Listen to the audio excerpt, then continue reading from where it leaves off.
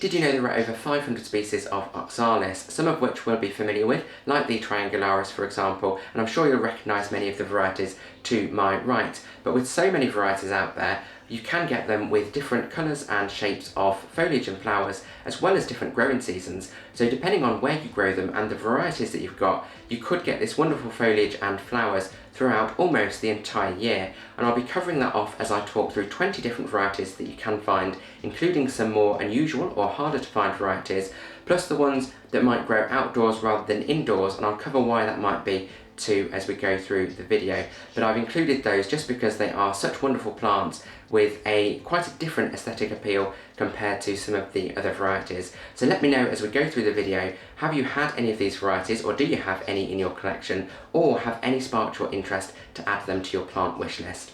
Now if you are after Oxalis Care, I do have a dedicated video all about the Oxalis origins, full care guide, how to grow them, how to propagate them, as well as covering what to do when they go dormant and how to bring them back. So I'll link that at the end if you would like to watch that next and continue learning about Oxalis. So we'll start with perhaps the most common one, and I've grouped these two varieties together because they are very, very similar. And this one is the standard Triangularis that I'm sure we'll all recognise. As you can see, it's got those wonderful dark purple leaves which almost look a little bit like butterflies as they move throughout the day, and you've got them on those long stems with those wonderful light pink flowers again on the long wispy stems. Sometimes they look a little bit untidy, but that's part of their charm, and they look fantastic when you've got a really full pot of them. I'm just going to bring it a little bit closer so you can see the leaves close up to see what I mean when I talk about the dark purple to burgundy coloured leaf with the darker outline around the leaf, almost the black outline around the leaf. And then if I put this one down, and I'm going to bring another one closer to the camera. This one is one that's popped up over the last couple of years, which seems to be growing in popularity, almost becoming more available than the Triangularis, I think, at least here in the UK. We've got the Triangularis Mikey or Mike. There's a J in there, so I don't know how to pronounce it, but we'll say Mikey or Mike for now. And as you can see, this one has much lighter foliage, because unlike the Triangularis, it is pretty much the same in every other way in terms of the three-lobed leaves on the long stems, the light pink flowers, but these ones have a solid pink to purple colour with no darker outline. So I'm going to bring that a little bit closer so you can see that too. And that was what really highlighted the difference for me, because I didn't actually know until I went and bought one of these for the purposes of this video, and I actually saw the difference between the two. So if you are wondering, hopefully that has explained it. But in terms of growth habits and their care needs, when they grow and flower, pretty much the same as the Triangularis, just that slightly lighter pink to purple colour without the dark outline. So another wonderful plant if you do want to add a new variety to your collection with those subtle differences. And now onto another popular one I'm sure you'll recognise. This one is the Oxalis Cross or Oxalis Tetra Filler, named as such probably because it has 4 lobes to the leaf, so tetra, and this one has the wonderful dual colour on it, so it's got that burgundy to purple colour in the middle and then the green around the outside that looks a little bit like a Maltese cross, or again as the common name suggests, iron cross. So this one has a very similar growth habit to the Triangularis, similar season, that's why they're all in growth and flowering at the moment. Those wonderful 4-lobed leaves on the long stems and these very long stems with darker pink flowers. This one looks a little bit chunkier than the Triangularis with much more sort of sturdier stems. But this is a great one if you want that sort of contrast or that mix of colour with the green and the burgundy to purple on the leaves as well. Even the stems are also sort of a peachy colour, peachy to red colour too. So a great way to get some extra colour into the collection and a wonderful contrast or mix with the purple Triangularis. So we've transitioned from the dark purple leaves of the Triangularis to these solid light green leaves of this Oxalis Reginelli. So this one looks very similar to the Oxalis Triangularis in terms of growth habit, with the tri-lobed leaves on the single stems and very similar shaped leaves with each of the lobes, those little triangles, but these look a little bit smaller as well as being quite compact compared to the Triangularis. But you've also got these wonderful tall white flowers. Similar growth season, spring and summer for this, hence why it's in foliage and flower at the moment, and very similar care needs too. So this one is a wonderful contrast if you wanted to put these together, so you've got the green and the purple, or maybe graduate the colour if you put an iron cross in the middle, or maybe if you didn't want something as dark as the Triangularis but you did want the same sort of plant you wanted in Oxalis, then you could go for green if you didn't want purple. So another wonderful plant to add to the collection, and these are just as readily available and relatively affordable as well, just like the Triangularis. Now I'm still holding this one as I don't have this next variety, but I will bring a picture up of it. This is the Reginelli Eye Irish Mint, so if you want something a little bit different from the standard Reginelli Eye and something with variegated leaves, you can get the Irish Mint, which has this nice silver to grey mottling across the leaves. This does seem to be harder to come by, less available, so have a look online if you do want to find this variety, or maybe you've got some special plant shops that do sell more unusual shops. So one to look out for if you do want to find a more unusual variety than the standard Reginelli Eye. So this next one's one of the more unusual ones. I don't actually have it in the collection because again it does seem a bit harder to come by. This one is the Oxalis Corniculata Oreo Reticulata, bit of a mouthful of a name, and you'll see this one is quite different in that it has those wonderful markings on the leaves, or veining on the leaves, like green leaves with yellow veining. So it looks almost like a nerve plant or a Fittonia, possibly even an Irisine herbsty, depending on what you liken it to. So this one, if you want a little bit of a different visual appeal, you could try and find one of these, again to add to the greenery in your Oxalis collection, but something with a little bit more visual appeal with that detail on the leaves. Now this one grows spring to summer, just like these ones that I've got in the display here, but they can go dormant in hot summers, so they should be okay depending on temperatures if we are growing them indoors. But if you do live somewhere that's particularly hot over the summer, and it does get very hot indoors and outdoors, then this one might go dormant if it gets too hot for it. But another one to look out for if you want something a little bit more unusual. Now this next one is along similar lines to the previous Corinosa. This one is the Oxalis Corinosa Variegata.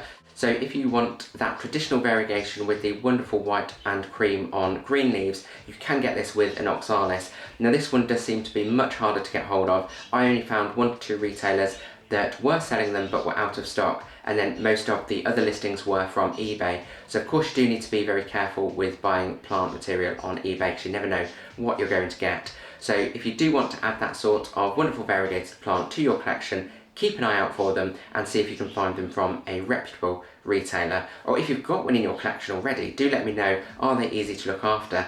So these ones, just like the previous one, are spring to summer growers, but again can go dormant in very hot weather, so should be okay indoors depending on the temperatures you have. Now I have just noticed the birds, I've got tropical birds, they are very noisy at the moment, so you might be able to hear them in the background chirping away. So these next 3 varieties are 8, 9 and 10, and I've grouped them together because they seem to be the same variety of plant, just different colour versions of it. So these also seem to have a couple of different names that they go by depending on where you buy them from, and I have asked different people and looked online to see if there are actually true different varieties or they're just the same variety just going by different names, again depending on where you're buying them from, which I know is a bit of a problem with the general houseplant market, where you do find varieties going by different names but actually they are the same plant. So these ones, as you can see, are quite different from the other Oxalis we were looking at. These ones are Oxalis Volcanicola, often shortened to Vulcan, and then their name is often Vulcan, then the colour version that they are. And you'll see that these ones, unlike the Triangularis or the other ones that we've seen so far, they have the long stems with the big leaves on top and then the long stems with the flowers. These ones have much smaller leaves and almost grow in a bush type growth habit with lots of leaves on stems. So if I bring this closer, this one's a little bit untidy. It was a rescue plant that I managed to get reduced. You can see all of those stems with all the little leaves, and the colour mix on this one, that lime green yellow to the pink or peach colour there. And this one is known as the Vulcan Yellow Sunset or Sunset Yellow, depending on where you buy it from. This one is similar, so this one is a Vulcan, and this one is the one that has potentially different names for the same variety, but please do correct me in the comments below. If you know for sure that they are actually different varieties, then do let me know. This one is the Vulcan Pink or Vulcan Rose or Plum Crazy. So if you're looking for these Oxalis, you will often see them either as Plum Crazy or the Vulcan name. Now this one, as you can see, has the wonderful almost camouflage colour to the leaves, but with pink and green and that almost browny colour where the colours mix, and then the pink stems as well. But then you can also get this in red, so the Vulcan Red, and it's much darker, almost a completely burgundy plant, or burgundy with the mix of red and green on the leaves with darker red stems. So you can have a really wonderful colour mix. If you have a couple of these together, you can see just how bright and wonderful those colours are, particularly as they change in the plant as well, so you're getting lots from just one plant. So in terms of their seasonality, they are similar to the other ones, so spring through to summer and early autumn, although I have read online these ones can be kept alive over winter indoors as well.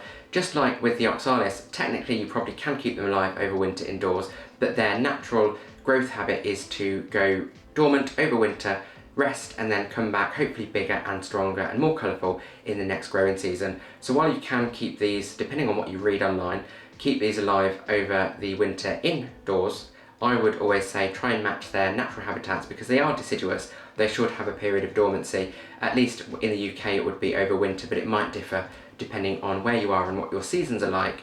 But here I would say you should let them go dormant over winter just like you would with the other Triangularis, and then hopefully you'll get bigger and stronger plants the following growing season.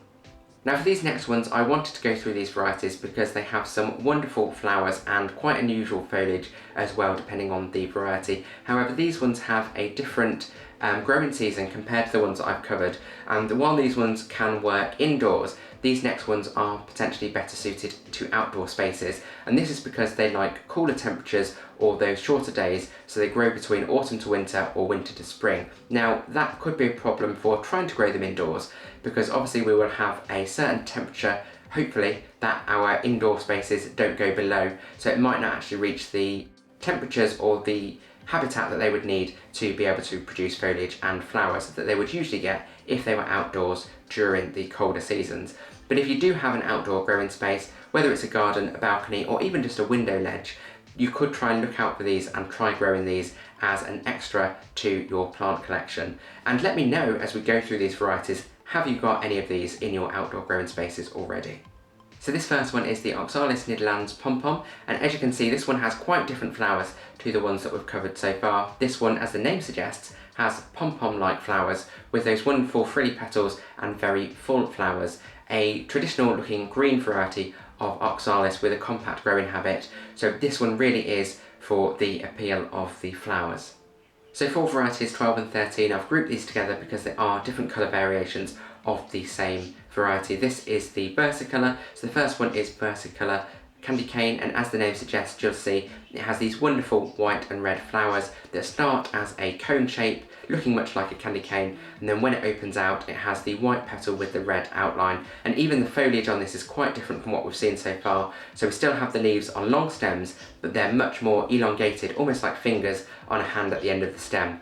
So this is the versicolor candy cane, and then we've also got the golden cape, so just like the other one, but instead of white it's got wonderful golden yellow flowers. So if you want a bit of a more summery feel to it, then this one might be the flower or the Oxalis to choose. However, these ones, as I said, prefer cooler temperatures, so will usually grow late summer through to the winter. So for variety 14, even though this is also a versicolor, it is quite different from the two that I've just covered. This one is the versicolor autumn pink, and as you can see it has very similar flowers to the previous two, with that two-tone colour, this time in pink, as the name suggests, autumn pink. And this one has very different foliage in that it still has the leaves on top of long stems, but lots of different lobes to those leaves that almost make them look like feathery umbrellas or fans. So this might be one that you grow more for the appeal of the foliage, and the wonderful pink flowers are a bonus. And varieties 15 and 16 are grouped together again because they are different colour variations of the same variety. So we've got Oxalis White Spider and Pink Spider, and as the name suggests, one has white flowers, one has pink flowers, and these have quite different flowers and foliage to the ones we've looked at so far. The foliage is almost very elongated, thin elongated leaves, and lots of them to give the foliage almost a feather-like appearance, quite feathery. And then you've also got the flowers, which unlike these which grow on stems with multiple flowers, they are single flowers to a stem that grow up above the foliage, so quite statementy when it comes to their flowering. And these ones are autumn to winter flowers, so again prefer those cooler temperatures. Now this next one is great for flowers with a wow factor as well as quite unusual foliage. So this is the Oxalis Adena Filler, and this one has quite compact foliage, as you can see, with many different lobes to those leaves, making them look like those fan-like umbrellas again, but much smaller. And then the flowers, when it flowers, they almost look like they are too big for the plant in that they grow up and above the foliage with those wonderful two-tone white and pink flowers. So these ones would be a great way to get something that's very eye-catching, very colourful into your collection, and then when they're not flowering, they still have that wonderful unusual foliage. So these ones you'd usually plant towards the end of the year when it's colder, and then they do actually flower during the summer months, but again they might need that colder period to overwinter them, ready for them to grow correctly the following season.